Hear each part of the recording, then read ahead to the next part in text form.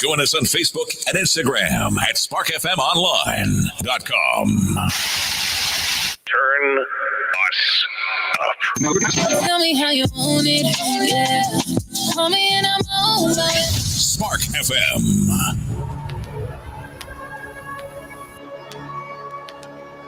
You're listening to Saucy and Friends in the morning with Miss Hot Sauce, Miss Tony, and Rockstone Triz.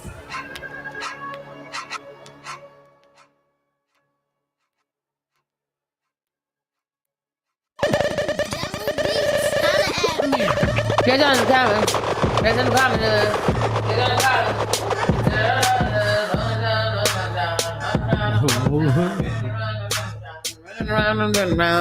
Wow. What song is this? Hot Jigger. Oh, yes. Hot. Oh. CV, yeah. Hey. You was way. I was commas. I was very not right. fast. How commas go? Yes, it's not like that.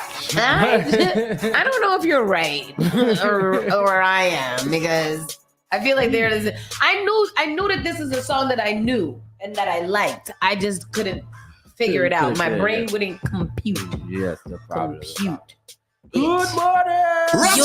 Whoa. Whoa! What was that? That was a lot of mess right there. Where is that? Good morning. There we go. I still feel like we're kind of dark. Dark? What do you mean? Is it? It's a little darkish. A little darkerito. Or is that just me? I need a ring light over here. Yeah, too. we still need the more light. More light up. And some gray paint. Welcome, America. We are here on the 31st of July. One more day left, and then we switch over to the month of August. We are outside. We are here. We are doing what the people is saying. Good morning. Spark FM Online, #1 for urban and Caribbean music. Saucy and Friends in the morning. Hot Sauce, Miss Tony, and Rockstone Triz in the building. Good morning. In El Biandingo. I say building in Spanish. Buildingo. Wow. El building. Building. Building. I think they would be very offended. Buildingo. Those that speak Spanish. They speak Spanglish like me. Edificio. Edificio. Oh, yeah. Edificio. Yeah. Edificio. We are in the edificio. Let's go. En el edificio. CCC. Reque. Yeah. Quick check-in. How y'all doing today?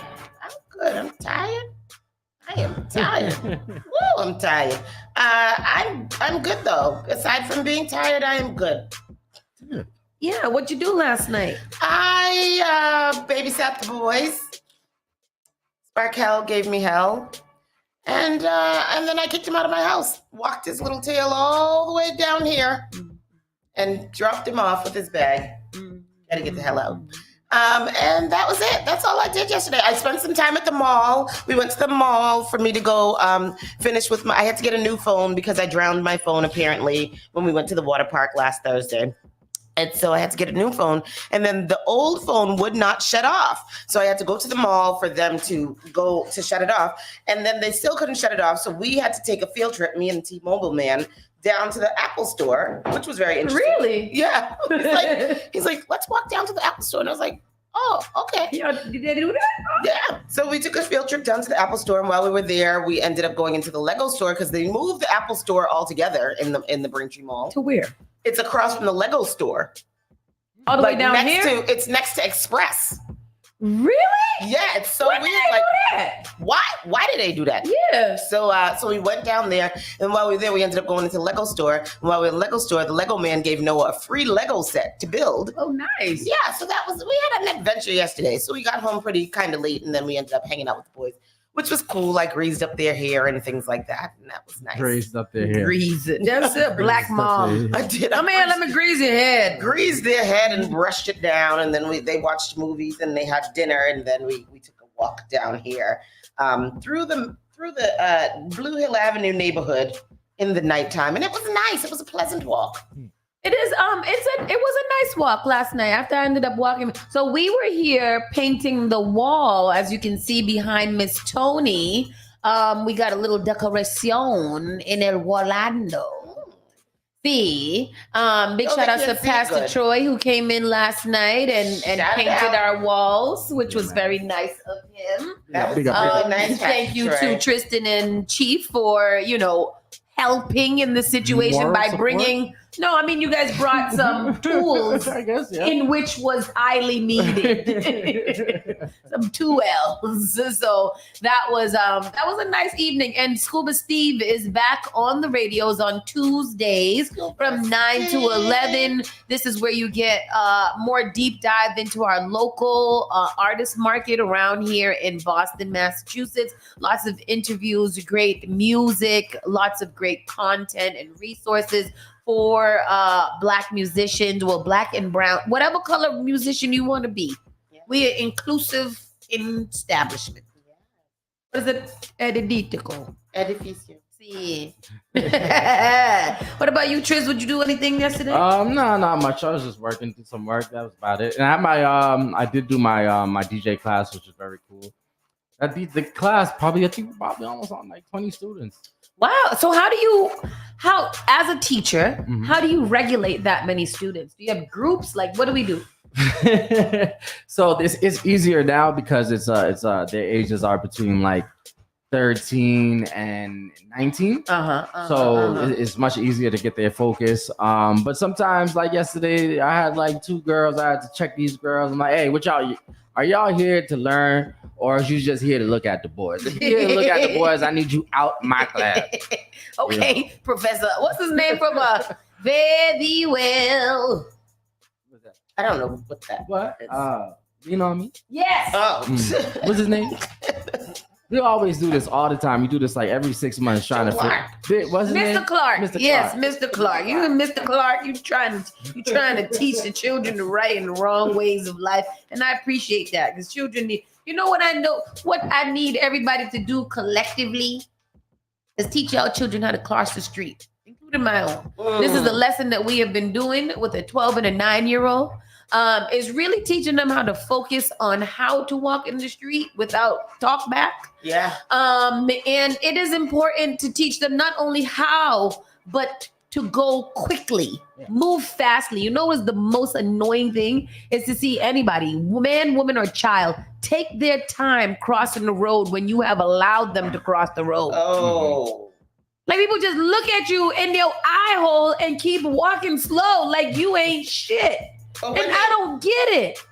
Well, they don't put up the little hand to say thank you. Oh, that makes me mad. You better give me my little hand. My mother and my godmother used to say, they think I have a bumper. Yeah. Foot to chest. Knee to chest. Knee to chest.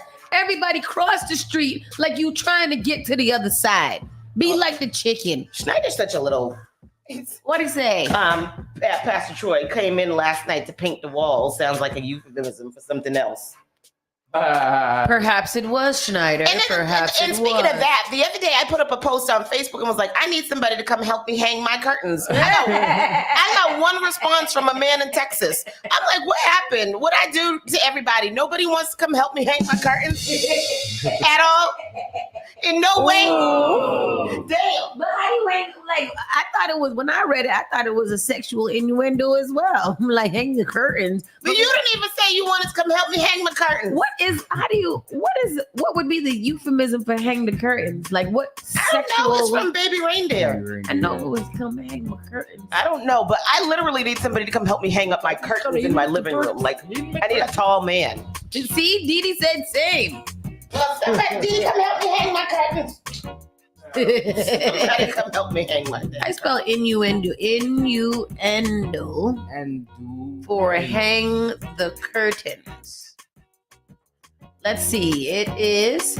I'm on the first. Okay. All right. What does it mean? Why y'all think I would be on Facebook begging for somebody to come sex me up? I mean, is that not normal? Not for you, but in general. Like, is that not where people go to beg for sex? Come on. I've been doing it all wrong then. Look what I got. Yes.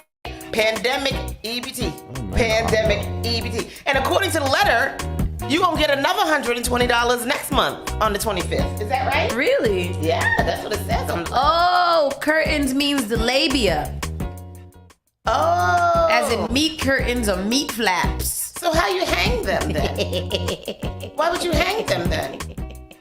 Somebody else said, did it also mean he was going to play with her fat folds when he made the joke? What?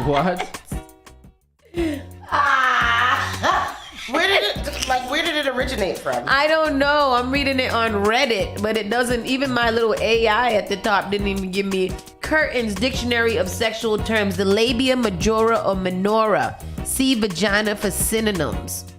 The foreskin of an uncircumcised penis is curtains too. Wow. Oh wow. This is so interesting. Hanging curtains, the act in which a female decides to decline the use of underwear. Oh,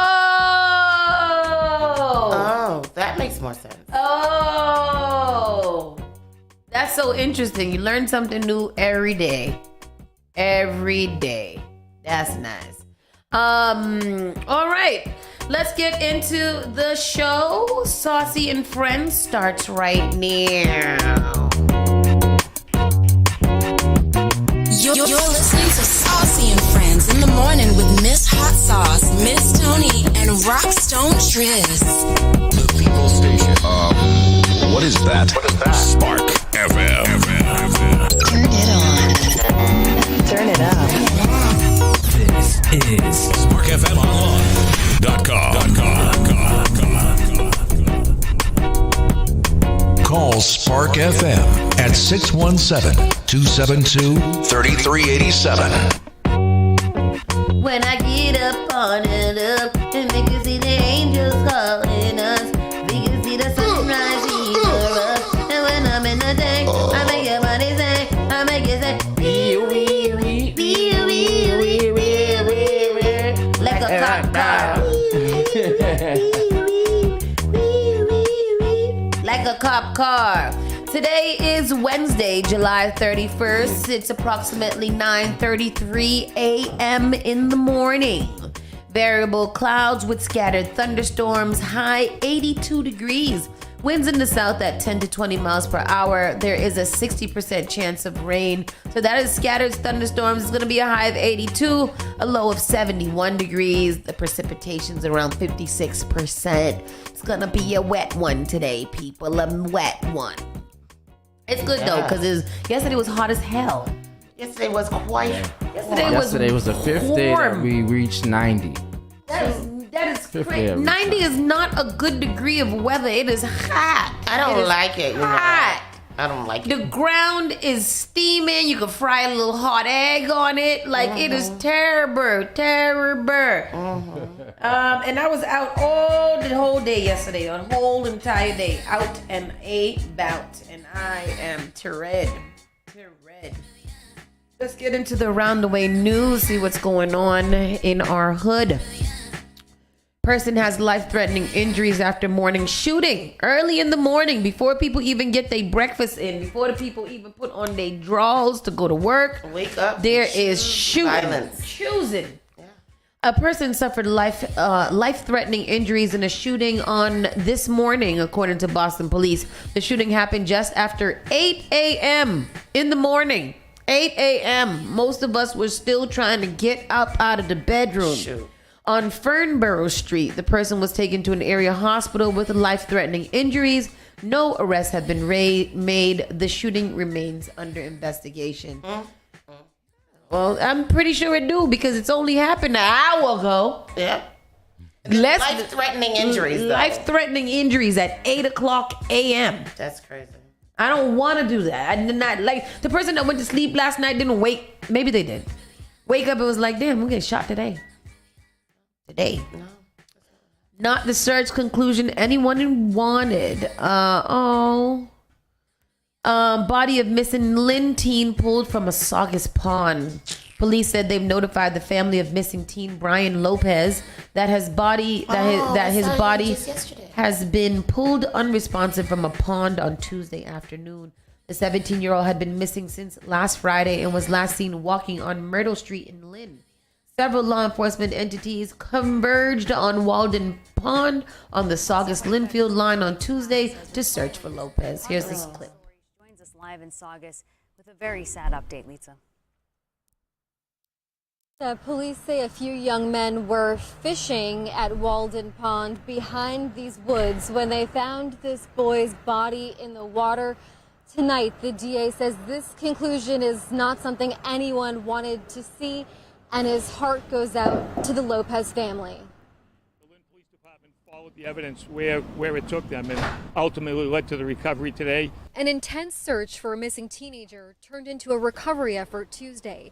Police say they found a body in the water at Walden Pond within the Lynn Woods Reservation, and they believe this was 17-year-old Brian Lopez. We've done that identification by means of clothing and some personal accessories. Essex County District Attorney Paul Tucker says they also found the backpack Lopez was wearing when he was last seen Friday night leaving his home in Lynn. Early on, there were indications that Lynn Woods was an area of interest. Lopez's family said he liked going for walks at Lynn Woods. Then, when police found his cell phone on Gardner Street, the search for him intensified. Which included the air wing of the state police, drones, ATVs, bicycles, and numerous dogs in an effort to try to locate Brian. After a multi-agency search for the last few days, the DA says it's tragic to notify this family about the loss of their son, but he says he's thankful for all the people who helped look for him to bring some sort of closure to this family. Earlier today, Chief Reddy and I were able to speak with the family and let them know that we had done everything that we were able to do. Now, even though police say they believe the body found today was Brian Lopez, the official positive ID will need to come from the medical examiner's office. Live in Saugus tonight, I'm Lisa Pappas for your local station, Boston 25 News. I just don't get it. Like how, because, and you know, like the little scene, that little clip of him walking out the house, there was a little pep in his step. Yeah. You know, that just kind of sucks. You know, that's the last time you saw your baby walking away, you know. And if he takes walks there all the time, like, I guess we'll find out in the days to come if there was any foul play suspected or anything. But if he's walking in there all the time, why would all of a sudden he end up dead? Yeah. Yeah. Walking in there. I don't like that. Yeah, I don't know. That's awful. Yesterday there were lots of power outings yesterday. Eversource reports nearly 1,900 homes and businesses in the swath of Roxbury along Melnia Cass Boulevard and also South Boston were without power. Among the affected buildings, 1010 Mass Ave, home to Boston Public Health Commission, ISD, and the Zoning Board of Appeals, which was turned to battery-powered laptops to try to continue its scheduled hearings for the day. Home Depot was also shut down too. I tried to go there. It was pitch black in there. Out of all the stores in South Bay? Yes. Just Home Depot? Just Home Depot. Well, that's the only one that I went into. I didn't even think to check the other ones, but Home Depot for a fact didn't have any power and the workers looked like they was hot and bothered. Home Depot. And they said also in West Roxbury parts of Roslindale, they were out. About 1,000 homes and businesses between Belgrade Avenue and West Roxbury Parkway and Washington Street around 5:40 p.m. yesterday. There was a lot of power outages. They don't really know what the problem is. Just like it was due to the heat. Had to be, because why would the power just randomly go out? Weather was decent. Yeah. You know, all those different things. Boston bar made famous by Oscar-winning movie ranked among the best in America. Really? Wow. Boston, a popular Boston bar made famous by Academy Award-winning movie, was just ranked among the best watering holes in America for 2024. USA Today recently published its best of bars of the tour year 2021, and 27 spots made the list, including a small Irish pub in South Boston. These bars are the places we love, a mix of old, new, and in between, the news outlet wrote. They are places with stories to tell, places that should be on your bucket list when you travel, and your favorite list where you live. Which was it? Oh, the L Street Tavern. L Street Tavern. Oh. Oh, is that the one that was in Good Will Hunting? Okay. Yep, it was. So the little bar, the bar in Upham's Corner that was in one of those Ben Affleck movies. Yeah. After he went in there and made that movie, that bar shut down, never opened That was the again. Cape Verdean bar over there where Oasis is. No. So it's the one that's right next to the little baby Walgreens that was there. Yeah. Yeah. What are they doing with that? Are they gonna open it back up? I have no idea. I've circled around that place so many times when I was looking for a spot for Spark FM.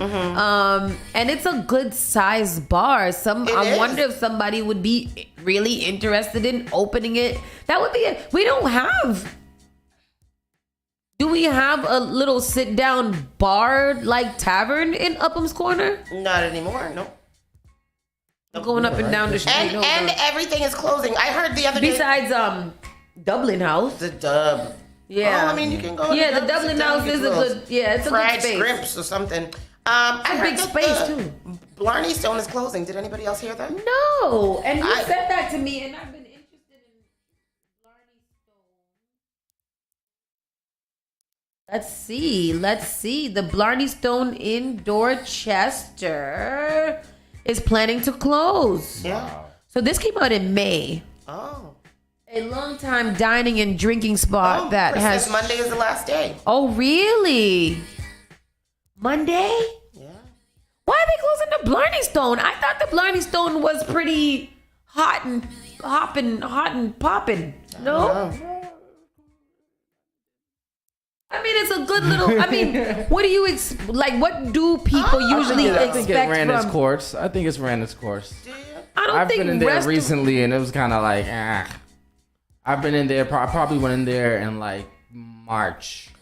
What I really want is that if it's gonna close as Blarney Stone, that it opens up as something else in that industry. Yeah. It needs to be a restaurant bar. Yeah. Like that's what it needs to be. It don't need to be nothing else but a restaurant / bar. Yeah. Nothing else. Yeah. Same thing with the one that just closed, Dorset Hall. Make it into a different restaurant. If Dorset Hall doesn't want to do it, make it into something different. But we need to. I don't want to see no more housing. Yeah. That's what I don't want to see no more housing. I don't want to see no more fast food. I don't want to see no more convenience stores or liquor stores. It needs to be a place of convergence. Dee said that the same people that own Blarney Stone own Milkweed. I didn't know that. Really? That's very interesting to hear. Oh. And Milkweed, I think, is a nice little place. Where's Milkweed again? Milkweed is up down Tremont Street. Yes. I like Milkweed. So, you guys better respect these little taverns. Go to the L Street Tavern. They probably don't got no Hennessy or any Johnny Walker, but you could get some nice Jameson and a ginger ale. Yes. Now, shout out to, I think Dee Dee taught us how to drink Jameson. Right? Dee Dee did introduce us to Jameson. Dee Dee introduced us to a lot of bad things. Terrible. Bad influencer. Let's see what else we got here. Mass lottery going online, increasing convenience. This is gonna be a problem. This is gonna be a problem. I might have a chance of winning now, because Lord knows I'm too lazy to go to the store. Don't trust no computer to tell me I'm a winner. The Massachusetts Lottery is making a big bet. You'll soon be able to take part in their games. What this will do is eliminate my anger and patience issue when a little Don Pablo go in there to buy all of his sets of scratch offs, and then he wanted all of his numbers, and then want to sit there and pick and choose which scratch offs he used to get, and he's probably gonna get about 16, 17 of them, all ranging between $2, $1, and $5, and that pisses me off. It pisses me off, because all I be having is one can of corned beef, and I gotta wait behind Don Pablo to do all of this damn picking and scratching. Leave Don Pablo. He has earned the right to take a long time. Pablo. The lottery is introducing an app next year where players can make their Mega Millions and Powerball bets, among other lottery games, but the change is getting some mixed reactions. It was really, go to this clip, because I want to see what they're going to do, how they're going to do it, because this is interesting. Bet on some new changes coming to the Mass Lottery. The game is now going mobile. Officials say the move is in response to the rise in online betting.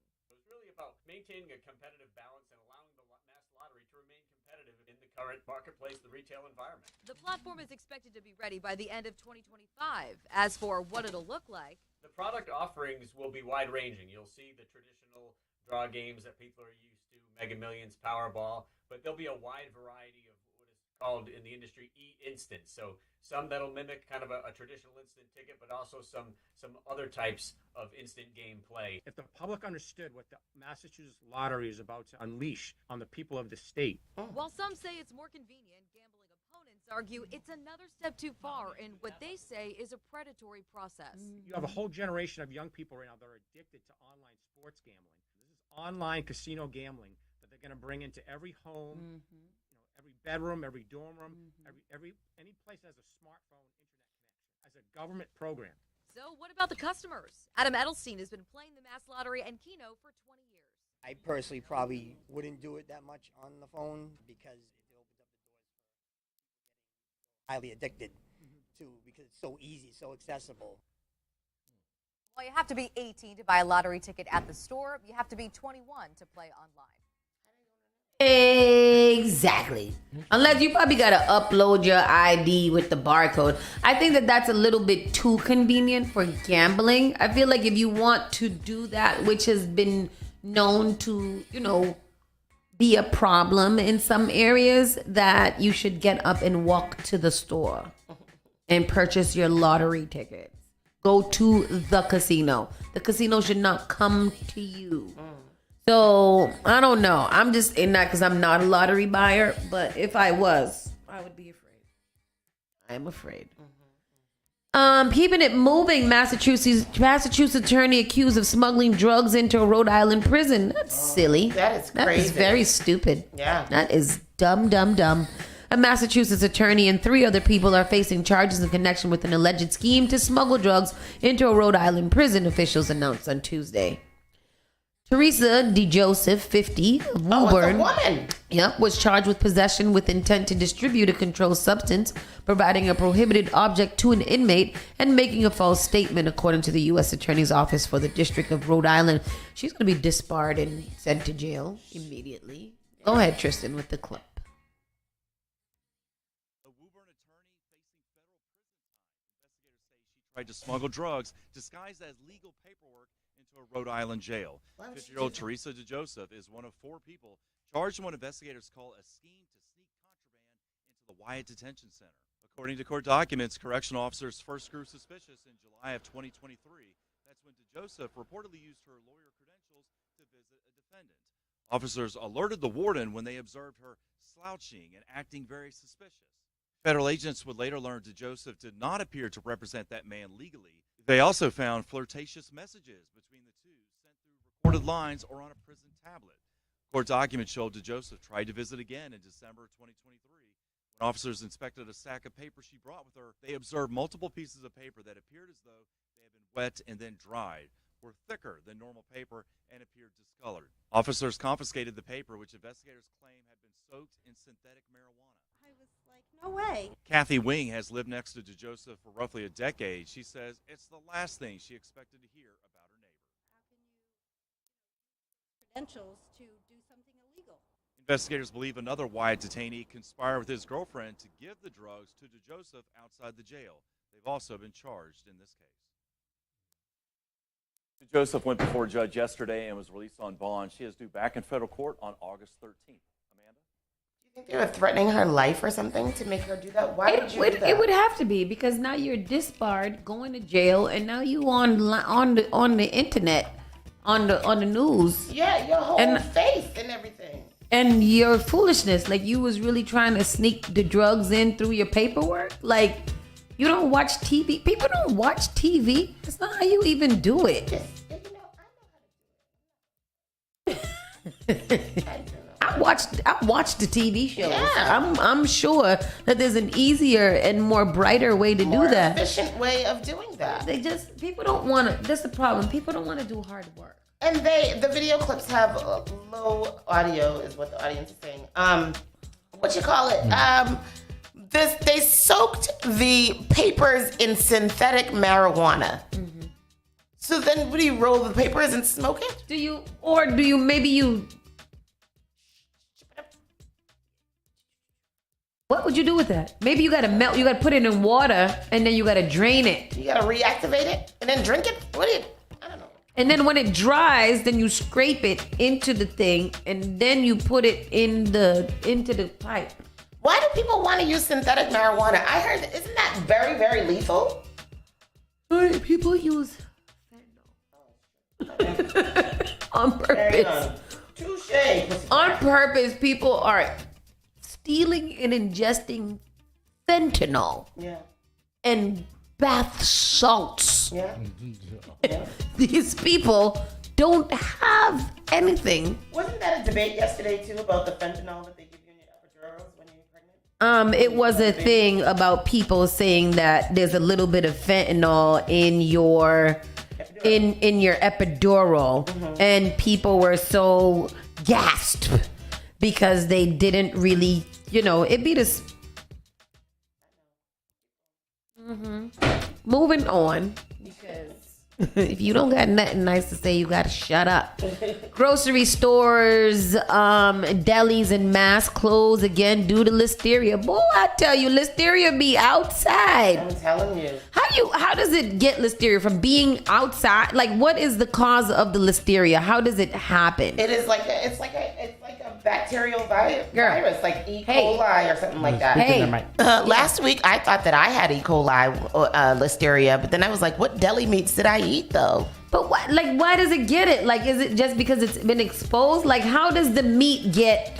What is it? It's salmonella. It's like a bacteria. I am running to be president. But how we get there? Just from being outside? I don't get it. You guys know what I'm trying to ask? Like, how does the salmonella happen? Like, what needs to happen to it to cause the salmonella? Maybe we might know exposure in this clip. Environment. Okay, let's go to this. Yes.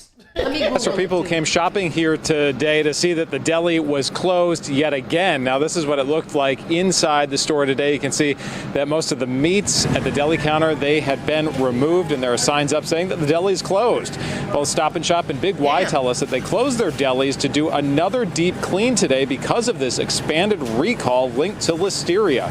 Now, the recall has now ballooned to include 60 different boar's head meat products produced at the same plant in Virginia. And for some customers, it means that they can't pick up everything on their shopping list.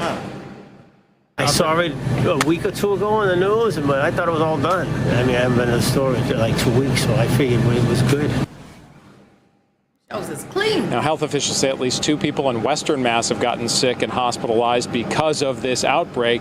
These grocery stores tell us that most of the delis have now been reopened after those meats were thrown away and the delis were deep cleaned. So meat can get salmonella or listeria-esque things from the intestines of animals that carry the bacteria, such as chickens, cows, and pigs. Animals can become infected through contact with other animals, feed, water, grass, wild birds, or rats. The bacteria can then contaminate meat during the butchering process. Then when feces gets on it. Oh, the hell.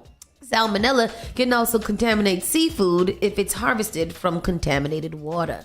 How did the feces get on it? These are the more I dig into the more how I have. Listeria bacteria can be found in soil and animal feces. Soil, water, and animal feces. This is why they tell women not to eat deli meat when pregnant. It's so dangerous to unborn children. Yep, you're absolutely right. Allison Portage also said, shout out to the fentanyl that was in my epidural. You the goat, because C-sections ain't no joke. Tell me, okay? I didn't give a goddamn if it was contained with acid and synthetic weed. Child. Put it in my back. Put it in my back.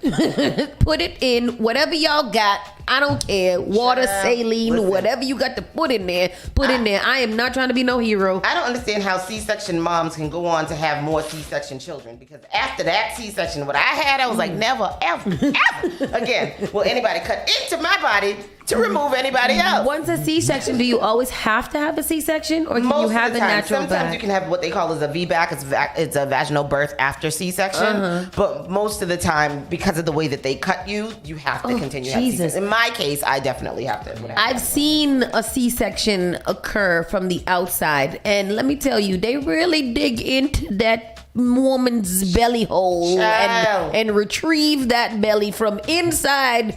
They cut it and then they stick their whole hand up to the elbow into her belly hole. Take the baby out, and then after they be in there just a sewing and a sewing and a sewing and a sewing, and they got to put everything back inside and put it in place. I said, leave it alone. Come back tomorrow. I'm tired. Get off me. Awful. I can't. Awful. Leave me alone. Things I went through. I can't wait to tell this boy this. 7 hospitals, 1 in critical condition after ammonia leak in North Attleboro. Attleboro be wicked, okay? Attleboro gets a lot of BS to it. 7 people were taken to the hospital following an ammonia leak at an industrial business in North Attleboro on Tuesday. I don't want to smell ammonia. Ammonia hurts the brain. It does. It singes your You nostrils. ever F around and chemically mixture your bathroom cleaning products because you want it super clean and then you realize that you were passed out on the hallway floor? Go to the clip, Tristan. Terrible, man. You realize 2 days later when you wake up that you... So at about 10 o'clock this morning, we had received a 911 call reporting a ammonia leak inside of a industrial building, which is behind me on Larson Way in North Attleboro. We were getting reports that the ammonia line was cut and that they were evacuating the building.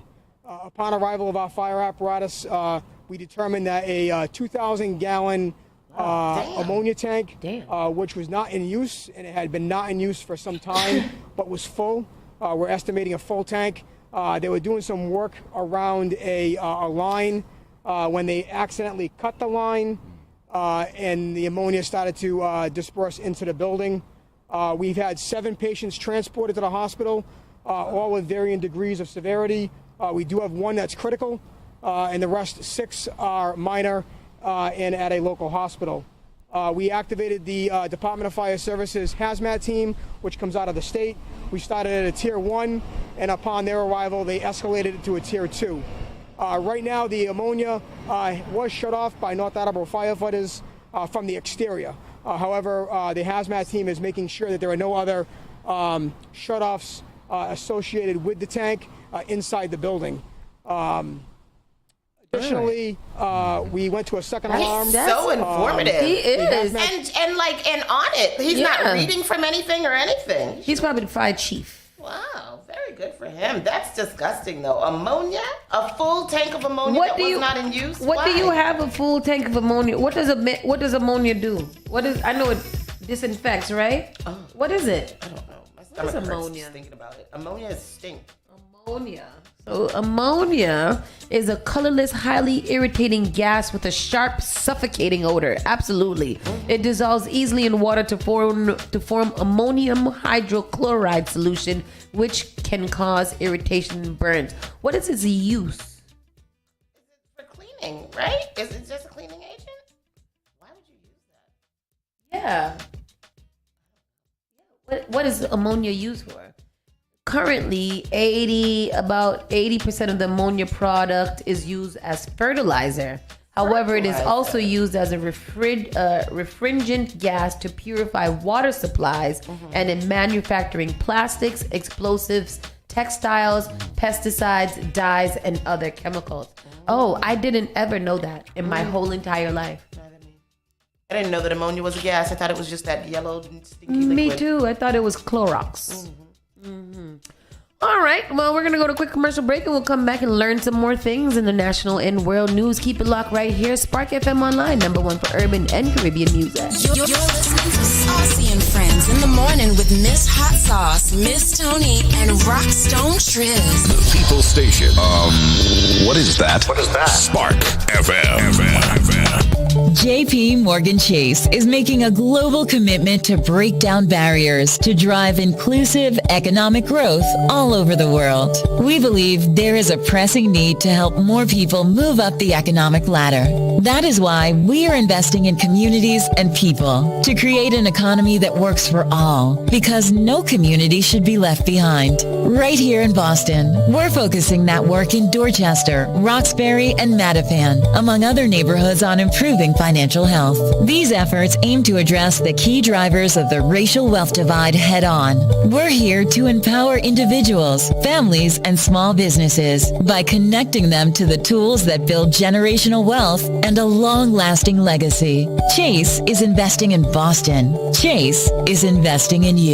Visit us at the Mattapan branch at 1617 Blue Hill Avenue, where the team is waiting to help. Get ready, New England. Wednesday, July 31st, we have a real treat for all you reggae lovers out there. Get ready to sway to the smooth sounds of the one and only Mr. Beres Hammond. That's right, the reggae legend himself is bringing his Forever Giving Thanks tour to the Chevalier Theater. From classic tunes like Putting Up Resistance, Rockaway, to newer hits like I Feel Good, Beres Hammond's music has a way of bringing people together and spreading positivity. Mark your calendars, folks. Wednesday, July 31st at the Chevalier Theater. Showtime 7 p.m. Beres Hammond Forever Giving Thanks Tour is coming to town. Get your tickets, www.chevaliertheater.com. Stay tuned to sparkfmonline.com for more updates and your chance to win tickets to see the legend Beres Hammond in action. Right now I am falling in love all over again. How could I ever doubt that you were? This is a message from the Centers for Disease Control and Prevention. Travel increases your chance of getting and spreading COVID-19. Take steps to protect yourself and others. Wear a mask that completely covers your nose and mouth. Masks are required on planes, buses, trains, and other forms of public transportation traveling into, within, or outside of the U.S. and in U.S. transportation hubs such as airports and stations. Stay at least 6 feet away from others. Wash your hands often, and watch for symptoms of COVID-19. When traveling back to the U.S., you must show a negative COVID-19 test result or have documentation of recovery from COVID-19 before boarding your flight back to the U.S. Visit cdc.gov/COVID-19 travel to learn more about travel requirements and recommendations. Spark FM. Easy boy, make me dance. Daddy-o, make me dance. Igniting the airwaves. Spark FM.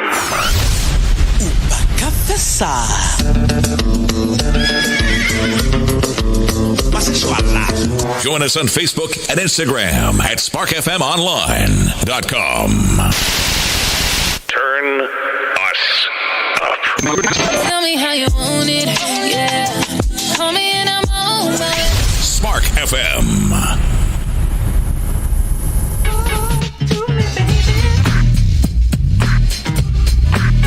You're listening to Saucy and Friends in the morning with Miss Hot Sauce, Miss Tony, and Rockstone Triz.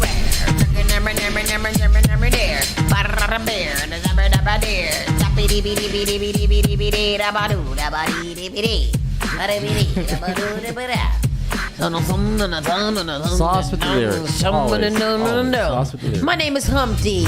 It's Ingana Bunty. Spark FM Online, #1 for urban and Caribbean music. It's time for our national and world news. Miss Tony, ¿qué pasó?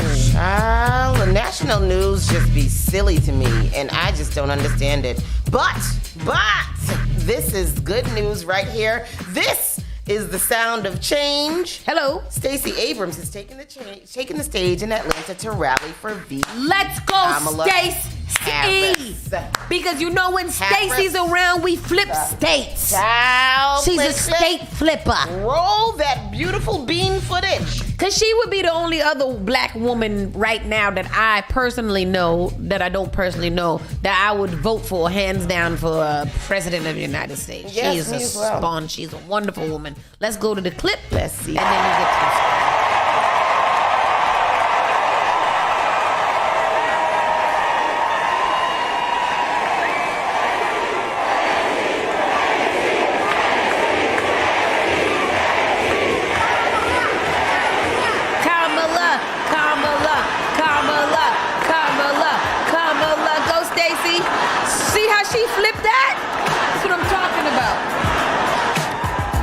That's what I'm talking about. She came in there, listen, they say Stacey. She was like, nah, flip that. Kamala. This is what I'm talking about. Let's go. Kamala. Buy it up. And then here we go. Donald Trump says Kamala Harris, who's married to a Jewish man, doesn't like Jewish people. The former president, Donald Trump, in an interview, I don't want to call him the former president. I want to call him current felon Donald Trump. You could just call him Donald. The D, in an interview on Tuesday, claimed Vice President Kamala Harris, who is married to a Jewish man, doesn't like Jewish people and seemed to agree with a radio host who called second gentleman Doug Emhoff a crappy Jew. Ooh, wow. Trump, in an interview of WABC Radio on Tuesday, claimed Harris looked uncomfortable while meeting last week with Israeli Prime Minister Benjamin Netanyahu. You can see the disdain, he said, adding, number one, she doesn't like Israel, and number two, she doesn't like Jewish people. You know it, I know it, and everybody knows it. Nobody wants to say it. Trump has tried to capitalize on divisions in the Democratic Party over the Israel-Hamas war and sought to paint his political opponents as anti-Semitic while overlooking some of his own past comments and behavior, such as dining at his Florida club with a Holocaust-denying white nationalist. With Harris replacing Joe Biden as a likely Democratic presidential nominee, Trump has escalated his attacks on her. America is better than fear, hate, and despicable insults of Donald Trump, says Jane Singer, a spokesperson for the Harris campaign. Vice President Harris believes Americans want a president who unites our country instead of divides it, uses the power of the presidency to help families instead of hurt them, and has a vision for our future instead of taking us backwards. In the interview, the Republican former president repeated comments he has made before, lashing out at Jewish voters who back Democrats, saying anyone who does should have their head examined. And if you're Jewish, if you vote for a Democrat, you're a fool, an absolute fool. They have let Jewish people down since Obama at a level that nobody could believe. As Trump continued, he again said of Harris, she dislikes Jewish people in Israel even more than Biden did. Host Sid Rosenberg then mentioned Harris's husband, second gentleman Doug Emhoff, and said, he's Jewish like Bernie Sanders is Jewish. Are you kidding me? Yeah, Trump said. He's a crappy Jew, Rosenberg continued. Yeah, Trump said again. Rosenberg went on saying Emhoff, he's a horrible Jew, and then they moved on to criticizing Harris on other issues. Trump made this. What is the definition of a bad, like what makes him a bad Jew? I don't know, but did you hear Donald Trump talking about her laugh? She's always laughing. She's not serious. She's not a serious person. She laughs and she's got a crazy laugh. Did you hear him talking about her like that? They did a whole montage on her giggling. And then they made a new commercial now with her dancing. And they're like, look at her. She's not serious. She's dancing. Look at her having fun. She's not serious at all. I wonder how come they don't take that as a comparison to him playing golf all the time, like through the wars, through tragedy, through bombings, through everything. This man is outside playing golf. That means he's standing in greenery for about, according to Bobby, for about 4 to 6 hours on a short course. Yeah. Just walking and hitting a ball. So Donald Trump, last week we talked about Donald Trump's nephew who wrote the tell-all book, The Trumps and How We Got This Way. He was on The View yesterday, and I happened to catch that interview, and he was just talking about how Donald Trump is just an awful person. But they also said that Donald Trump views laughing as a sign of weakness. So they said, if you think about it, you've never seen Donald Trump laughing. Mm-hmm. He's always serious face. Yep, he's always serious. And his father instilled that in him, is that laughing is a sign of weakness. So if you're caught laughing, then you're a weak person. How horrible of a childhood must you have had? He had to have a very horrible, because he's a horrible person. Yeah. Like you can tell that he was instilled with wickedness, which is crazy to me because J.D. Vance literally chose to walk in the direction of Donald Trump when he came from humble beginnings. Yeah. So that is it's insane how every stance that JD grew up on and made his fame and fortune on is literally the opposite of how he's projecting himself in this in this race. I think what we know about JD Vance is that he's very much an opportunist, right? Yes. Because Yep. he was big bad talking Trump just a couple weeks before he was named the vice president nominee. He's just taking advantage of the opportunity. I think that if the rumors that we have heard about Trump possibly picking somebody else instead of, I think that JD Vance will walk back to all of those things that he said about Trump before and go back and say, yes, that's who Donald Trump is. And whatever. Make another movie on it. Oh, I was slightly tempted, but not completely tempted to watch his Hillbilly LG movie. What is it? Hillbilly LG. It's right now on Netflix, and it's like number 10 on Netflix. And I'm guessing it's his memoir of how he grew up with an addictive parents and hardship and growing up with his meemaw and things like that. It's pretty star-studded. Glenn Close and mad other people are in the movie, and JD Vance movie? JD Vance. It's a movie based on his life and his growing up because When he did started. that come out? When was that? It came out a while ago. So he's a New York Times bestseller. And then I've they never made heard of JD Vance before. Me either. And then they made a whole entire Netflix movie off of him that did pretty good. It is now trending because of his appointment as VP running mate or whatever. But yeah, it's on Netflix. If you watch the previews, it looks like a movie where you're bored and you're like, let me just watch these white people movie real quick. On The View, they call him Just Dumb Vance. Whoopi called him that. And that's how they refer to him now, Just Dumb Vance. They did also show a clip of him talking about Kamala Harris, and he was basically like saying how we've got new challenges now because we were prepared to be against Joe Biden, and now we're against Kamala, who is, younger than him and more livid than him. But didn't he still call her old at one point? He called her a cat lady. A cat lady. She's got no children. But anyhow, that's what all of this is about. It's a pretty long article. Go ahead. And this all is kicking off because yesterday she kicked off her campaign fully in full blast in Atlanta. People like Megan Thee Stallion, Quavo came out, Stacey Abrams, as you guys just see, some highlights. Some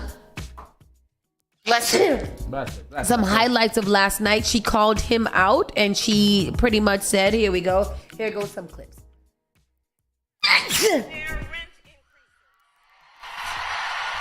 She calls out Project 2025.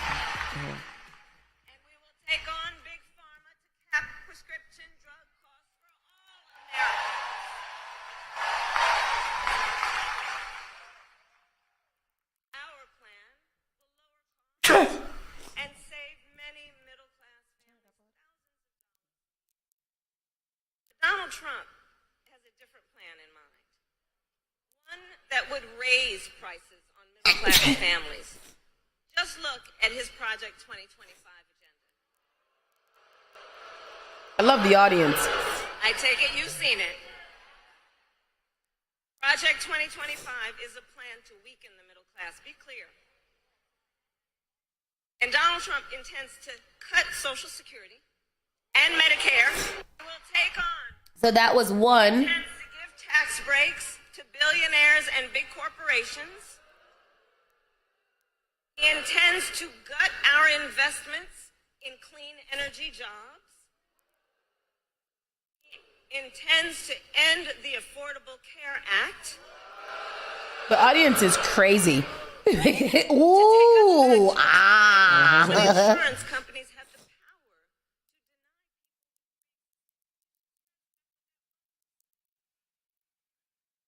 children with asthma, breast cancer survivors, grandparents with diabetes. Georgia, America has tried these failed and we are not going back. That's right, we ain't going back. Donald Trump, on the other hand, has been talking a big game about securing the third border, but he does not walk the walk. Or as my friend Quavo would say, he does not walk it like he talks it. Walk. Or as my friend Quavo Negro would say, he does not walk it like he talks it. That's cute. Donald. This is VP Harris wants Donald Trump to go against her in a debate. He is already pulled out of the debate set for September. Reconsider to meet me. Yeah, definitely. I want to No, see go that. say it, play it because she's. Because as the saying goes, if you got something to say, say it to my face. That's right. Donald. See, this is what I like. I like that type of energy. Like that's the way that he talk. You sit up here, this big, popular, powerful white man talking all this trash to Joe Biden. Yep. You want to debate Joe Biden because you think he's weak and you think that he's old and that he can't do it. They do a little bait and switch on you, and now all of a sudden you don't want to debate her because she's not the actual pick at this point. Sir, if I was you and this black lady is calling me out and telling me to say it to my face, as a white man who feels also powerful, I'm going to go stand up on that podium and I'm going to say some words because you're not going to call me out and tell me say it to your face. But the thing is that Donald Trump, and we know this about these white men who think that they're powerful, is that they only pick on the lowest hanging fruit. 100%. That's what they're gonna do. If they're gonna attack the most vulnerable. They're gonna go after women. They're gonna go after who they think is the most vulnerable. They will never go up against a strong opponent. They will never ever do it. They won't do it. They won't do it. Them white men out there in Alabama, they thought that there was all of them against that one white man until he threw up his cap and the Black Justice League formed. Hello. And then what happened? Then they went to trying to run and all kind of things. I'm scared. So look, that's what it is. And the white ladies came out trying to help them. That's why she got batted across. However, my white dudes for Trump raised $4 million white dudes for Kamala happened to raise $4 million for her campaign. This lady is out here making money. Okay, there is a Caribbean American woman for Caribbean Americans for Harris. That is tomorrow night. If you guys can tune in, it's a large call. Again, in these calls, they're just giving you pretty much resources and talking points, helping you to figure out how to organize what you can do to get the vote out and make sure that people are registered to vote and stuff like that. They're really, really great calls if you just want to know the truth and if you want evidence, data, statistics, you want to know talking points, all those things. It's a really good way for you to be on the call. They're segmented out so that you can speak to your community about the things that affect you. So this one will be one of those that are happening tomorrow, and we'll post this on our webpage just so you guys are social media, so you guys know where to go and where to find the call. Right. So excited. You could go to Roland Martin's page too. He has a lot of different resources for how you can join some of these calls. Speaking of JD Vance, they're having a really, really hard time trying to clean up this childless cat lady comments that he made. He upset a lot of women, all women, with that comment, and so they're trying to clean that up for him. But he's not trying to clean it up. It doesn't seem. I don't know if he's made any statements trying to clean it up. He's buckled down on it. Well, not buckled down. He pretty much said that it was sarcasm and that people don't understand sarcasm, and obviously he was raised by a somebody, so he doesn't mean it by that, but he's pretty much claiming that it was sarcasm that he was using, and people need to lighten up, I guess. Right, and guess who's come to his rescue? Amber Rose. Oh no, Donald Trump. Donald Trump says that JD Vance loves family, and as he works to clean up his VP's childless cat lady comments, he's not against anything, but he loves family. Donald Trump said. He said that he's not. What is that? It's very important to him. He feels family is good, and I don't think there's anything wrong in saying that. Is what he tried to say in an unearthed 2021 Fox News interview. Vance suggested that Democratic failures are due to the lack of biological children, specifically pointing out Vice President and current presidential candidate Kamala Harris, Transportation Secretary Pete Buttigieg, and Representative Alexandria Ocasio-Cortez. His comments immediately sparked a backlash with the politicians he named, as well as women who have struggled with fertility, noting that Vance himself voted against establishing federal protections for IVF, noting that he's established federal protections for IVF. Harris's family, including Second Gentleman Doug Emhoff's ex-wife and her stepdaughter, all came to her defense, rejecting the idea that family is only biological. Buttigieg told anchor Caitlin Collins that Vance shouldn't comment on other people's children. The former president attacked Democrats on Monday, accusing them of taking Vance's words out of context. I think they understand it. No, I think they understand it, said Trump, then asked what his message would be to concerned voters, specifically those without children. The Democrats are good at spinning things differently from what they are. Really? All he said was, for him, he likes family. I think a lot of people like family, and sometimes it doesn't work out. I think it's amazing how this man cannot answer a question. Did you see Marjorie Taylor's bad built body right there in that picture?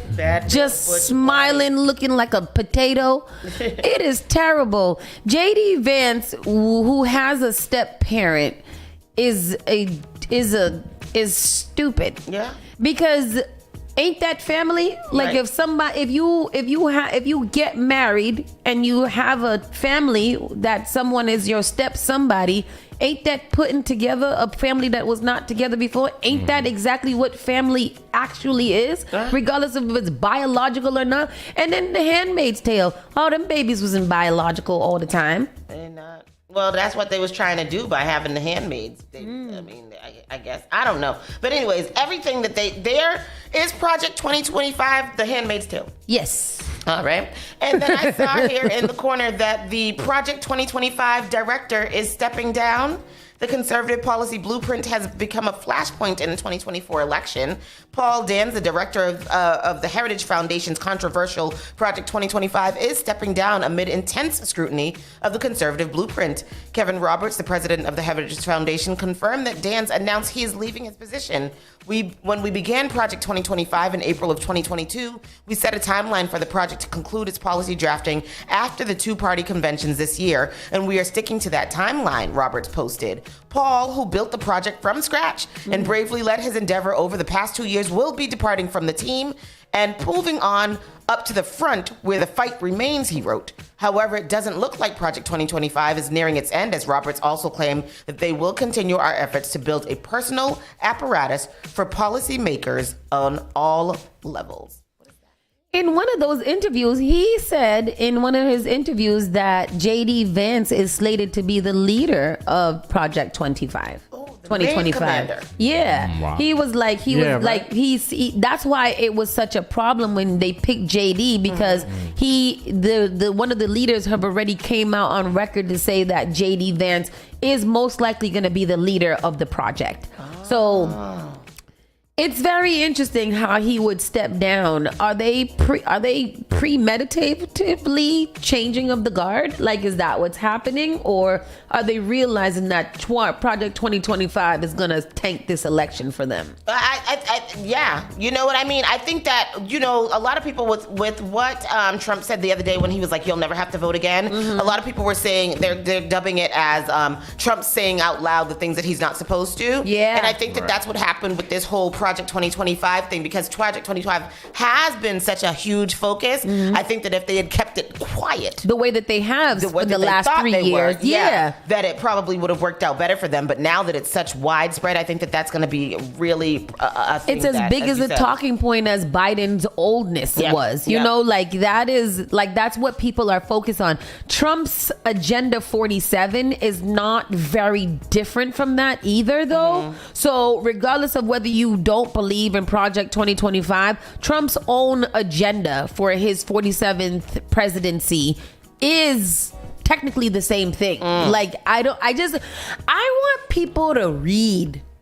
That's what I want people to do. Like, even if you don't believe it, like, even if you want to believe what you want to believe and you're like, yo, I don't believe in Project 2025, I just want you to read what it is in general. Right. Just read it so you are knowledgeable that you don't believe in that and that you don't believe in it. But this is crazy. And then over here in the corner, Trump is trying to distance himself from Project 2025 all of a sudden. No, and that's the thing. He's been trying to distance himself, but then in other interviews, he's trying to act like he don't really know what it is and he don't know what it is. Mm-hmm. But you have been placed where you are placed by design by Project 2025. Mm-hmm. So there's no distancing it from it. That is you. That Your is whole campaign. team, your whole cabinet, everything so far has been scheduled the way that it has been scheduled up until this point. Mm-hmm. Kamala came and put a monkey wrench in y'all plan, and now y'all are scared. Yeah. And I like it. But like somebody said yesterday, we didn't expect this to happen in 2016. Just be 2016? prepared. I see a lot of black men. When they was running for president. Was 2016 when they was running for 2020 when they was running for presidency and he became the president. We didn't see it coming then. I'm be prepared either way. I see a lot of black men. Do you guys see a lot of black men that's anti-Kamala? Oh yeah. I saw Judge Joe Brown come out. What's his name? The other comedian, the black dude. What's his name? Eddie Griffin. Eddie Griffin came out and said he's anti-Kamala. Mad people. A few people came out this week. I mean, but that's not a surprising thing. I think that we know and understand that there are going to be a lot of black men who do not support Kamala. I called it from the day that I heard. I said that her biggest opponent in this whole race is going to be black men. Yeah. And hands down, the only people that I have argued with or debated with online, as I like to do, is black men. That's it. There has been no white people, and I have lots of white friends. There have been no, there's been, I'll see the black woman sometimes click a little like or something like that, but for the most part, they'll be quiet. But black men are going very strong against her, and it's always some foolishness, some big foolishness that it can, again, easily be read if you wanted to know the real truth. You could just go Google it. It's really easy. You could just type it. They can't handle the truth. They cannot handle it, honey. Anyhow, the son of drug kingpin El Chapo was caught the other day, and he's pleading not guilty to drug trafficking. I'm sorry. Was Jacqueline? Wasn't he been captured for a little while? Jacqueline? Who are you talking about? Joaquin, yes. Joaquin. Joaquin. I was like, El Chapo got a black son? What happened? Joaquin. Yes, Joaquin. Joaquin. Go ahead. I don't know. It's got a commercial. CK. Everybody's name is CK. Yes, that's it. And first appearance for Joaquin Guzman Lopez, who is a son of the drug cartel leader El Chapo. And he was brought into court today. He was shackled. He was wearing an orange jumpsuit. The judge asked him if he needed an interpreter. He said no, he could speak English. And he basically answered the judge's questions to assess that he was okay to proceed and understood what was happening. So one of the big mysteries of this case and how it ended up in Chicago was how U.S. authorities captured Guzman Lopez and another top leader of the Sinaloa cartel who's evaded U.S. authorities for years. A private airplane in the El Paso, Texas area was apprehended, and both men were taken into custody. All right. She's a bootleg reporter, huh? Yeah, she just stood up there with her little camera phone and a microphone. And was like, let me repeat. You heard it here first, ma'am. Breaking news, ma'am. So he's pleaded not guilty. That trial is going to be ongoing. Also, I read that they killed one of the Hamas leaders, and now there's going to be even more war. Oh, fun. Do you really have to wait to go swimming after eating? No, I thought that myth was really debunked, right? Yeah, that myth has been debunked. Olympic women triathletes swim in the Seine River days after. Oh, that's cool. Days after concerns about the water quality. So I heard a lot about that. Why did they have their race in that water? I don't know. Olympic triathletes dove into the Seine River on Wednesday after organizers declared the water in Paris safe for swimming following days of concerns about elevated bacteria levels caused by heavy rains last week. So the women jumped into the river near the majestic Point Alexandre around 8 a.m. with steady rain tapering off just as the athletes splashed into the water. Some dunked their swim goggles in the Seine before putting them on and heading into the river with the Eiffel Tower in the background, and the men followed just 3 hours later. That must have been beautiful to see. Anybody watching the Olympics? Tell us what you think about what's going on in the Olympics. Post Have you it up guys there in watched the any of comments. it? No. You neither, Tristan? I wanted to see the synchronized diving. I love any type of synchronized swimming situation. And Simone Biles did her floor routine yesterday, and I heard that was flawless as well. And they won gold, and she is now the most decorated athlete in the world with 8 Olympic medals. You go, girl. Absolutely. She has set a record. Yes. A record. And you know what's crazy? Her little marriage that I think is so adorable, and the nasty, bitter haters and hoes that always want to be up under those people's pictures and things talking all this trash. I've seen so many white girls talking about he's not attracted to her. He's attracted to what she got. He is an athlete of his own self, and he actually married this woman that he is dated and loved and proposed to and wants to be with and supports at every end. How are y'all so mean and nasty and dirty? Right. Huh?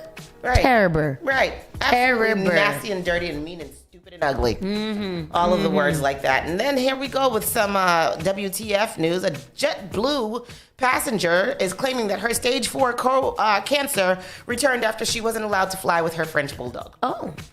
A California woman is suing JetBlue, claiming the airline's refusal to allow her emotional support dog to accompany her last year led to a resurgence in her stage 4 cancer.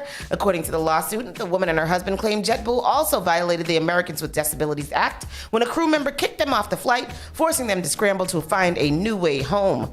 When Peter and Oksana Krichikov originally booked their tickets, the couple say they submitted the necessary use Department of Transportation Service Animal Air Transportation form to JetBlue. While their outbound flight went off without a hitch when they attempted to board their return flight, they were told the only way Pierre would be allowed on board would be if one of them moved to the main cabin. Plaintiffs had a pressing need to get back home. Miss Kirchner, being a cancer patient, had been locally available in Los Angeles for her checkups, so they agreed. Oksana agreed, but later a flight attendant asked her to put Pierre in a much smaller bag. When he didn't fit, the plane returned to the gate and they were forced to find a new flight. The first one available flew out of Miami the next day, requiring them to get to Fort Lauderdale to Miami and rent a hotel room for the night. The good news is Delta didn't have a problem letting Pierre fly with them. In the lawsuit, Peter and Oksana said they experienced an unexplainable level of cruel humiliation and ridicule when JetBlue wouldn't let their dog join them in first class. They also say their federally protected right to be accompanied on the flight with their service animal was violated.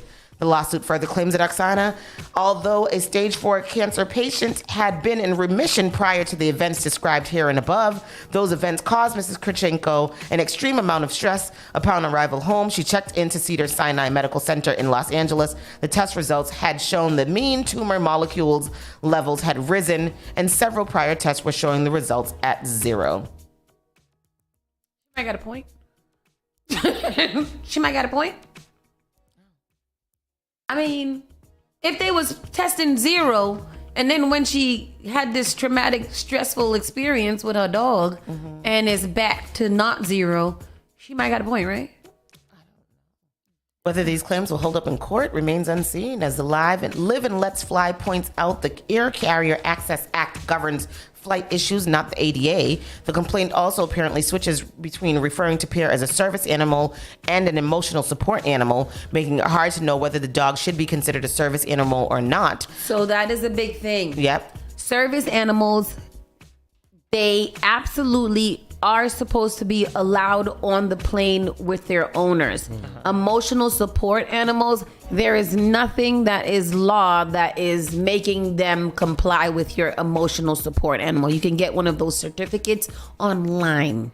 You can just get a letter from your doctor saying that your dog is an emotional support. In an apartment, in places like that, that's where it works. But service animals have a specialty with them and special training that allows them to be able to work with their trainers because they are medically therapized for that, you know? So if it is a service animal, she might have a case. If it's an emotional support, she might have to sit this one out. Yeah. It says, as for her cancer returning, it's hard to see how she would be able to show it has anything to do with the stress she experienced. Yeah. Still, crazier things have happened before, and we'll be keeping an eye on this lawsuit. Very true. What else do we have? Police recruit who lost both legs in barbaric hazing ritual says sues the Denver paramedics and police officers.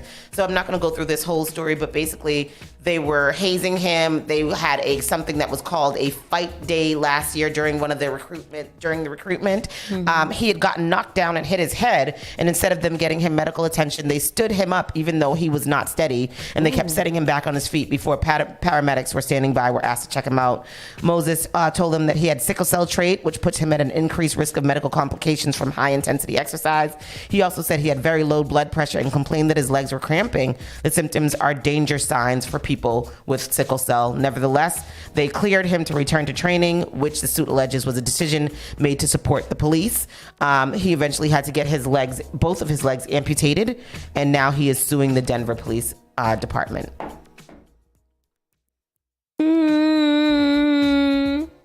Well, yeah. There's nothing. I'm a sue too. Yeah. I don't know what I'm not going to sue about. Even if I don't have a case, I'm a sue. Sue. You got both of your legs cut off. You got to sue. You got to sue somebody. Somebody's got to do something. Ain't nothing else for me to do right now at this point but to sue. Yeah. I'm going to sue it. I'm going to sue. And then the very last WTF story, Burger King temporarily closed a restaurant in New York after a woman said her 4-year-old's meal was smeared with blood. How do we know it was blood and not ketchup? Well, Donald Trump. A woman said her 4-year-old's meal from Burger King in New York was smeared with blood. She said in a viral TikTok that her daughter thought it was ketchup at first. Burger King said it had temporarily closed the location for deep cleaning and staff retraining. Tiffany Floyd went to Burger King in Gettsville near Buffalo on Friday to get a meal for her 4-year-old. She said, I heard, Mom, I don't want ketchup. So I took the bag back thinking that it messed up the order. I look in the bag and there was blood all over her bag, her toy, her fries, everything, she said. I'm so confused on what you're even reading to me right now. The video shows that what appears to be blood spattered on the Burger King wrapper, while photos included in the Post article show that seems to be blood on the burger itself. So I instantly told her to spit the food out. She did have fries and a bit of her burger, and then I looked at the meal and there was blood on mine too. What? Did somebody die recently? I don't know. The incident was the result of a team member in the restaurant who injured his finger and upon noticing immediately stepped away, so it was blood. Burger King closed the restaurant to retrain the staff. Go ahead. This is a TikTok video from the person that received the bloody burger. Yeah. Today I went to Burger King by my house and I decided to get a Happy Meal for my daughter. I gave her the bag because obviously I'm a busy mom. I just gave her the bag to eat the food. Mom, I don't want ketchup. So I take the bag back thinking that they messed up our order. And I look in her bag and there is blood all over her. Oh, I was going to say, she better have on some gloves. Toy, her fries, everything. So I called Burger King because I was not going to go back there. And the manager had told me that somebody did cut his hand. And that if I came back, he would give me a refund of my money. Now, I did reach out to our local health department. They did a report. There's not much more that they can do, they're saying. I just want to get this out there because it was lunchtime today, and there was a lot of people through the drive-thru. There were people in front of me and people behind me. So I will share the location of this Burger King. Wow. And if you were there, please contact them because this is a serious, serious issue. And now I have to wait a whole month to get my daughter tested for any blood issues. So, thank you, everyone. Why does she have to wait a month? Probably his appointments. Oh, God. Oh. So yeah, that really happened, and that is the national news. That really happened. I mean, when you was making the burger, you that cut your finger didn't know that your finger was cut. I don't understand why anybody has to train you to tell you that you need to not make people's food when your finger is cut. And then you didn't have on gloves. Did they wear gloves back there? They do. You didn't have on gloves when you do that. You didn't see that some part of your glove was cut or nothing like that. And at what point did you decide? I just be freaking confused all the time. I just be confused. We're gonna go to a quick break. What is it? Quick commercial break. Yep. So that we can come back to it. Spark FM Online. Broadcasting live worldwide. This is Spark FM. Did you get a call or message that mentioned Social Security that made you feel threatened or scared?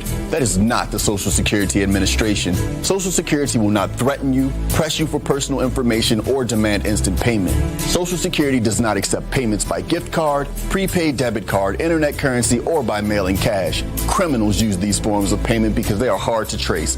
Don't fall for it. Hang up, ignore them. Report this criminal activity to oig.ssa.gov. Produced at U.S. tax. Get ready, New England. Wednesday, July 31st, we have a real treat for all you reggae lovers out there.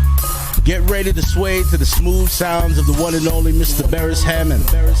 That's right, the reggae legend himself is bringing his Forever Giving Thanks tour to the Chevalier Theater. From classic tunes like Putting Up Resistance, Rock Away, to newer hits like I Feel Good, Beres Hammond's music has a way of bringing people together and spreading positivity. Mark your calendars, folks. Wednesday, July 31st at the Chevalier Theater. Showtime 7 p.m. Beres Hammond Forever Giving Thanks tour is coming to town. Get your tickets, www.chevaliertheater.com. Stay tuned to sparkfmonline.com for more updates and your chance to win tickets to see the legend Beres Hammond in action. Right now I'm falling in love all over again. How could I ever doubt that you were? Spark FM. Perhaps I was addicted to the dark side. Somewhere inside my childhood when this my heart died. And even though we both can't. Igniting the airwaves. Spark FM. I mean, don't stop love how they can them flex. The hand close and make a next can face. Me don't stop love how they. Join us on Facebook and Instagram at sparkfmonline.com. Turn us up. Oh my darling, oh my darling. Spark FM.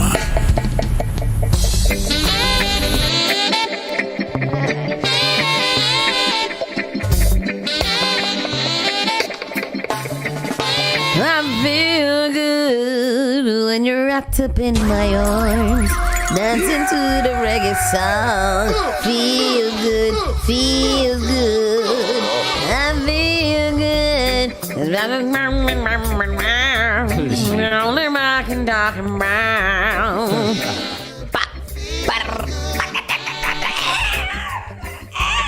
If y'all didn't get your tickets, too late now.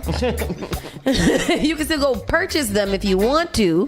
Go to the chevaliertheater.com and purchase your tickets right there on the line and meet us over at Beres Hammond, where it feels so good, and it would feel so good. It would feel so good to see y'all come out Show tonight. me that love unconditionally. Hey, just you and me. Those seats are going, so you guys grab those tickets, go on chevaliertheater.com, and I've pasted the link inside the comment section for you guys if you need to grab those tickets as well. Spark FM Online, #1 for urban and Caribbean music. The ticket link is posted into the comment section for you guys to go ahead. It is worth every penny that you will spend on it. Shout out to all of our winners throughout the week for winning those tickets, keeping it locked to Spark FM Online. You can keep it locked to us all the time. We got tickets for you every single time. There's something to have tickets to. Oh, I have a quick announcement.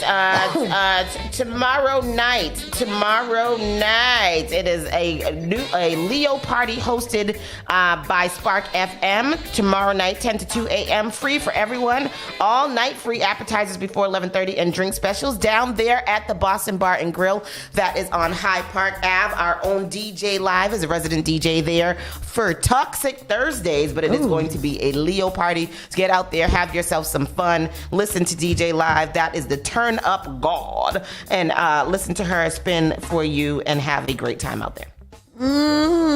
We going to Toxic Thursdays. Toxic Thursday. Hi.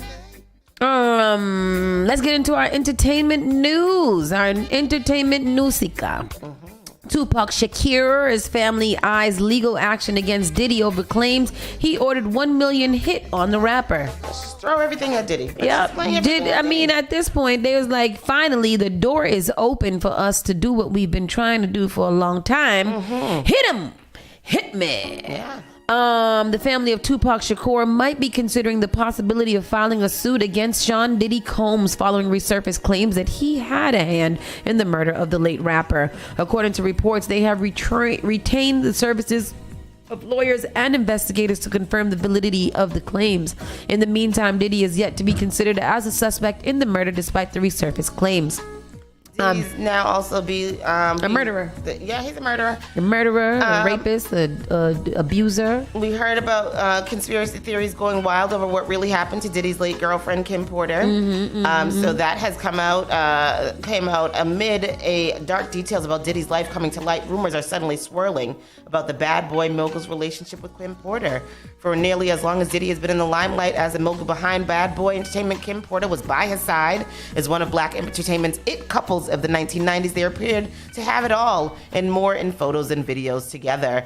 But behind the scenes, some internet commentators have been convinced that it all was not what it seemed between Diddy and Porter. After a video emerged of Diddy assaulting Cassie, his longtime girlfriend and muse, speculation went into overdrive as social media commentators began to wonder if Diddy ever assaulted his other rumored girlfriends. Now, The Source magazine reports that excerpts from a memoir allegedly written by Porter have people speculating anew about the nature of their relationship. For the record, the memoir is unverified and there's no evidence that Diddy had anything to do with her death. The AP reported that Kim Porter died of cardiac arrest at 47. She was that old? Oh, that hasn't halted rumors from swirling over social media. So the rumor has it that somebody supposedly obtained a zip drive or a thumb drive that had pages of her memoir on there. And one of the pages, some of these pages describe how he beat her so severely with a chair one time that she blacked out, ended up waking up in a hospital. And this was over somebody sending her flowers. They were pursuing her to be in a movie. They sent her flowers, and on the card for the flowers, it said, "Had a great time last night. We should do it again." Diddy saw the card, threw it at her. And when she went to go explain to him, she said she blacked out and she woke up in the hospital with her arm in a sling. So they said that throughout I think it was 11 years or so that they were together, that he beat her severely several times as well. And you know what's so nasty and disgusting? I believe it. Yeah. Like, because of what we have seen and what we have known at this point, it seems so normal. That just seems like something that he did. And I am so sorry to those women for having to go through that, because that's insanity. Oh, so it's, the actual excerpt is here. It says, "We were supposed to go out for dinner, but he was in a foul mood." The memoir reads, "Sean yelled, 'What the F?' I would have to walk on eggshells as I came out of the bathroom, but I found him holding flowers, so I smiled. 'You brought me flowers?' Sean yelled, 'No. So who the F are they from?' I was bewildered, and I told him, honestly, I don't know, probably just a fan. He threw the attached card at me. I picked it up and read it. Sean, he slapped me so hard I hit the ground. Sean yelled, 'Who the F were you with the other night?' I looked down at the card that was lying next to me, and it read, 'The other night was amazing. We must do it again.'" Again, the validity of this alleged memoir by Porter has not been confirmed, though that hasn't stopped conspiracy theorists from running wild with more rumors about Diddy. But then there are other social media commentators who are convinced, even if the memoir experts are bogus, that the behavior of the Sean character isn't so far-fetched. Yeah. After all, there was the report that Diddy allegedly once beat a record executive for spending time with Porter. So all of these things, all of these things are coming out, and it's hard not to believe in light of the video that we saw with him beating on Cassie. So yeah, it's unfortunately, you're right. It is very hard not to believe it. And Lawanda says, I'm waiting for the kids to speak out. And I think the kids might be rendered silence because of all of the things that I'm pretty sure there's a lot of love bombing going on. Oh, yeah. You know? And he had them kids sign an NDA. Mm-hmm. Crazy. Because I know that he loves his kids. We know that he loves his kids, but we know that he must have a pretty tight grip on them as well. Oh, yes, around their necks. Megan Thee Stallion performs at Kamala Harris campaign rally, and I heard that she came out with a bang, looking like a professional hottie, professional hot girl. Professional hot girl. She brought the juice to the presidential candidate's big campaign event in Georgia. The hot girl rapper performed Tuesday at Kamala's rally at the Georgia State University Convention Center in Atlanta, playing some of her hits. MTS grabbed the mic and was accompanied by some backup dancers. They were decked out in blue as she performed Girls in the Hood and Savage. Quavo took the stage too, not to perform, but to stump for Kamala. The Atlanta rapper says Kamala always stands on business and is for the culture, and his speech ended with a Kamala-related reference to his nephew Takeoff, the late Migos rapper. Looks like there's a packed house on hand to see Kamala, said, with Megan and Quavo joining the parade of celebs coming out to support President Biden. Let's see a little bit of the clippage. The little white man in the yellow shirt behind her. I love it. I'm a savage. She calmed down her twerking.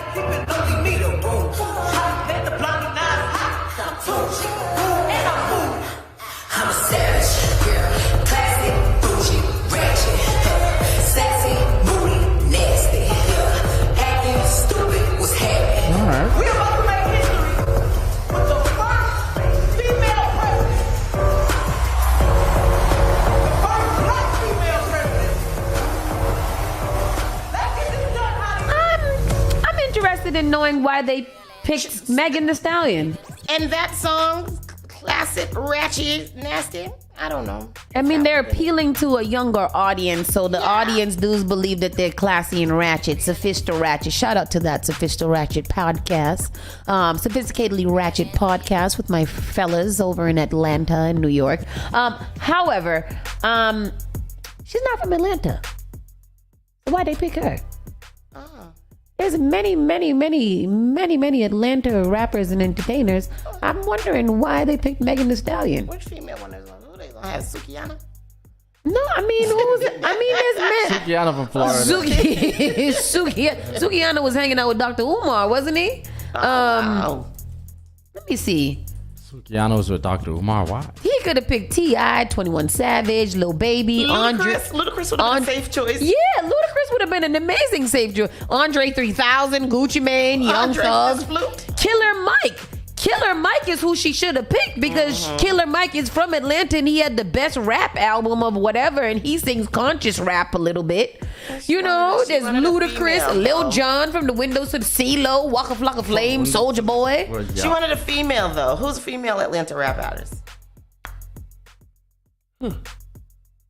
Left Eye. Oh, she did. Light Skin Keisha. Who? Light Skin Keisha, Baby Tate, Lotto. Lotto's from Atlanta? Yeah. Oh, okay. Lotto. I mean, is that really all the female rappers? Atlanta ones. Yeah, that's what I'm looking in Atlanta rappers. Really? There's not too many. She could have had Escape sing for her. This is interesting. Oh, Khalil. Oh, the Nuck If You Buck people. Nuck If, that would have been a good one. BK the Ruler. I think she's a girl. Yeah. But yeah, that's interesting. Not saying that I have a problem with Megan Thee Stallion because Megan Thee Stallion do no wrong, but I would have probably tapped in Killer Mike for that since he's such a strong political influencer. Yeah. Maybe Killer Mike, is Killer Mike endorsing her? Interesting. Keep reading. Let me see. Crime Mob. Oh wow. Rashida. Missy Elliott. Let's continue. Yes. Read on while I do a little research. search there. Simone What else? Biles. We have Simone Biles says, "Don't come for me for the Olympic hairstyle." She says her hair do be crazy. Olympic gymnast, gold medalist Simone Biles slammed haters who criticize her hairstyle in a post on Instagram. They stay talking about her hair though, because they talked about her hair when she got married as well. There's no story there. Where's the story? Yeah, there's no story. Yeah. Oh, it's a video. It's a video clip up in the corner. Do you see it? One second. Yes, There we go. Let's see. Here goes the video. Somebody said, Rashida, y'all ain't trash. Y'all don't want the lady to win. Medalist said that her hair was done, but the bus has no AC, and it's like 90,000 degrees. Biles followed up with a post telling viewers, next time you want to comment on a black girl's hair, just don't. This is not the first time Biles has responded to criticism about her hair. In an interview this month with Elle, Biles said, I used to worry about my hair being considered not professional, but I'm not embarrassed about it anymore. Biles' hair was in a bun as she completed the floor routine that delivered the USA women's gymnastics team a gold medal and earned her the distinction of being the most awarded U.S. gymnast in Olympic history. Right. You gonna talk about my hair when I'm the most awarded Olympiad in U.S. history, and you want to talk about my hair? I understand both sides. First, I understand both sides, but I'm fully on the side of I'm the most awarded Olympian in the world. I don't got to do nothing that I don't want to do. Yeah. I don't even have to have hair. I don't have to put a comb to my hair. I can let my hair fall out if I want to. I can do whatever I want to with my hair because I'm rich. Number two, that I'm rich because I'm that talented. And I'm that B. Yeah, so I can do whatever I want to. I don't have to. I don't have to prove anything to you. However, I also do feel like in 2024, there's no reason for your hair not to be done. Sha'Carri hair always done. That's what I'm saying. Like, I'm looking at people like Sha'Carri and, even the Jamaican runners and everybody like that, the Olympians, like even the basketball players who, like they outside doing the thing. They outside running the ball up and down the court, doing all the thing. They got 2 hours of game to run. She do a little floor routine for 7 minutes. It is spectacular. It is amazing. Nobody can do that. But there's no reason for you not to have your hair done. Is Angel Reese over there? In the Olympics? Yeah. Well, I don't know. I do want to watch the running, the female runners though. Them girls be running. Sha'Carri, the relay race the other day went really, really well. Oh, I don't know if that's old or new, but I know that. Yeah, I want to watch synchronized swimming. That's all I want to watch. Cause that is swimming. It is so nice to see them flip their legs out and do a little curtsy and a little flip off and things like that. It's synchronized swimming is quite. It's because it's like, how do you know to do that? Yeah. How do y'all get so synchronized? Yes. How you know that the other one didn't miss their time? I know. That's so cool. Pax Jolie Pitt's e-bike crash was so intense. Witnesses thought that what? What happened to witnesses thought? Witnesses thought he died. Oh, really? Oh my gosh. I didn't know that Pax was in the cross. Them children is so big. Well, because Pax is the oldest one, isn't he? Is he? I think he's the first one. Was. No. Who's Pax? Pax is the first one. Angelina Jolie and Tom Cruise. The Asian one. Oh. No. Brad Pitt. Yeah. Yes. So, Pax Jolie Pitt. Pax Jolie Pitt is Tom Cruise's son. Electric bike crash was so intense that the people who rushed over first thought he might have died right there on the spot. Eyewitnesses tell us the people living on LA Street, where Pax crashed his BMX-style e-bike into a car Monday, thought he was a goner when they saw him lying still on the ground. That is until he regained consciousness when paramedics arrived on the scene. We're told Pax's bike looked fine and didn't show any obvious signs of damage from the impact, but we're told PJP himself was out cold and had folks incredibly worried. By the way, our sources say the area this happened in isn't far from where Angie herself lives. Anyway, all this info lines up with our initial report that responders were worried about a possible brain bleed, especially since he'd been riding without a helmet. We also know Pax ended up staying overnight in the hospital, but he is slated to be okay. Yeah. Oh, he's their fourth child. I thought he was the first one that they got. Rapper Offset was seen out with his ex and put out a message letting folks know it's not what it looks like. The woman in question said she's currently pregnant by her dead husband.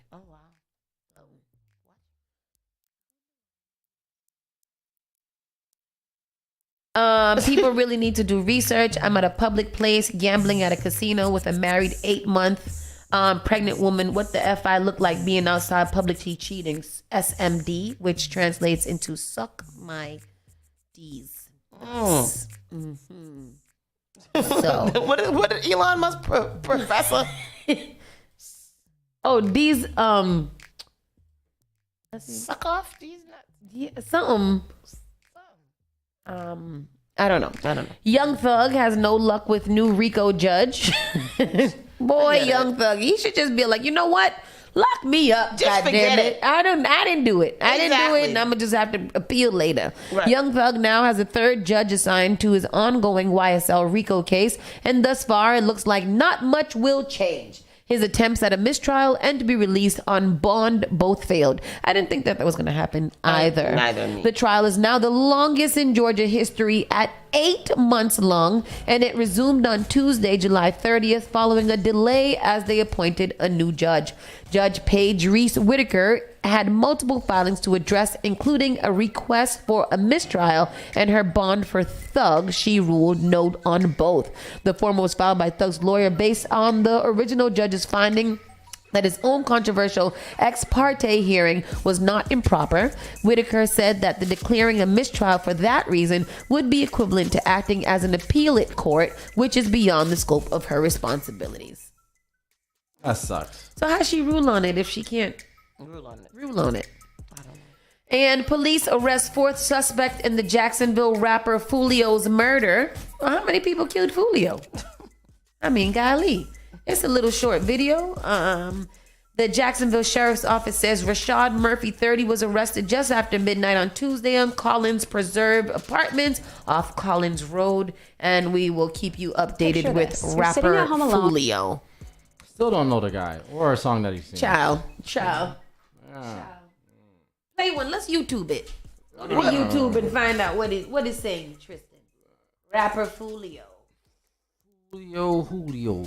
Is it Fulio? Is it Fulio? Tell me. Pick that Fulio.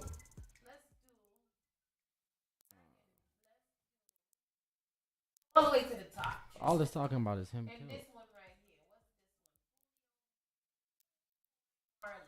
Oh, that's not this. Schoolboy Marley is not the same. Okay. It's the remix official of video. I've heard that song before. Get 23. You always on my mind. Always on my mind. When I ride through the east side, I wanna see you. Okay. Like it. I'll play it. He's from Jacksonville, correct? Right? Yeah, I'll play it at my next party. No? All right. With that said, rest in peace to poor Fulio, and I hope that this is solved soon so that your family can mourn in condolence. Spark FM Online, #1 for urban and Caribbean music. Bobby Steels is up next with the Bobby Steels Show from 11 to 1. Keep it locked right here to Spark FM Online. Tonight, grab those tickets. The one and only Barris Hammond Forever Giving Thanks tour going down inside the Chevalier Theater. It's going to be a family affair. It's going to be a nice joint. Y'all come out, dress, impress, all those good things. Pull up the vibes that you're playing. Can you play some more? Can you play some more? Go to sleep.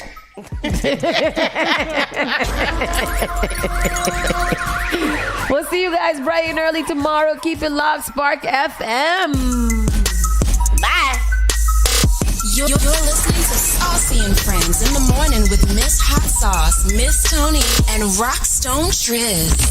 Broadcasting live worldwide. This is Spark FM. Get ready, New England. Wednesday, July 31st, we have a real treat for all you reggae lovers out there. Get ready to sway to the smooth sounds of the one and only Mr. Barris Hammond. That's right, the reggae legend himself is bringing his Forever Giving Thanks tour to the Chevalier Theater. From classic tunes like Putting Up Resistance, Rock Away, to newer hits like I Feel Good. Barris Hammond's music has a way of bringing people together and spreading positivity. Mark your calendars, folks. Wednesday, July 31st at the Chevalier Theater. Showtime 7 p.m. Barris Hammond Forever Giving Thanks Tour is coming to town. Get your tickets, www.chevaliertheater.com. Stay tuned to SparkFMOnline.com for more updates and your chance to win tickets to see the legend Barris Hammond in action. Right now I'm falling in love all over again. How could I ever doubt that you were? Did you get a call or message that